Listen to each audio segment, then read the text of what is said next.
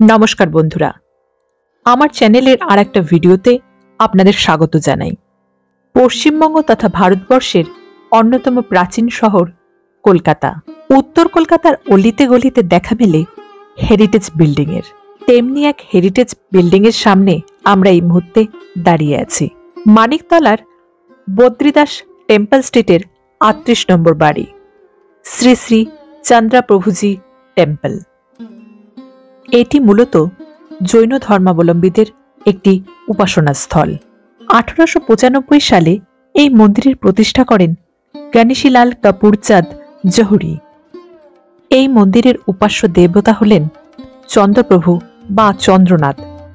বর্তমান যুগে জৈন ধর্মের তীর্থঙ্করদের মধ্যে উনি অষ্টম তীর্থঙ্কর। সিংহদুয়ার থেকে শুরু করে মন্দির পর্যন্ত সমস্ত মন্দির চত্বর জুড়েই ছড়িয়ে রয়েছে যত নিদর্শন, সবেতেই প্রাচীনত্বের ছাপ। পরতে পরতে যেন ইতিহাস এখানে কথা বলে।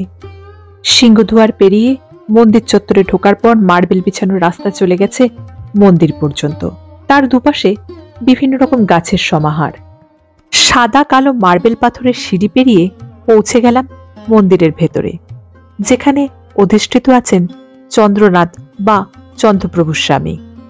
মন্দিরের অন্তঃসজ্জাতেও রয়েছে প্রাচীনত্বের ছাপ। সাদা মার্বেল পাথরের মেঝে, স্তম্ভ আর খিলানের ব্যবহার, কাঁচের ঝাড়বাতি, আর রয়েছে জানলায় রং বেরঙের কাঁচের ব্যবহার। এই কাজগুলো খুব সম্ভবত বেলজিয়াম কাজ।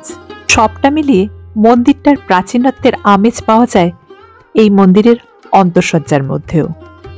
আর মন্দিরের ঠিক মাঝখানেই রয়েছে চন্দ্রপ্রভু স্বামী বা চন্দ্রনাথের মূর্তি, অষ্টম তীর্থঙ্কর চন্দ্রপ্রভুর স্বামী। কোলাহলের বাইরে গিয়ে শান্তির পরিবেশ উপভোগ করতে চলে আসুন চন্দ্রপ্রভু স্বামী মন্দিরে।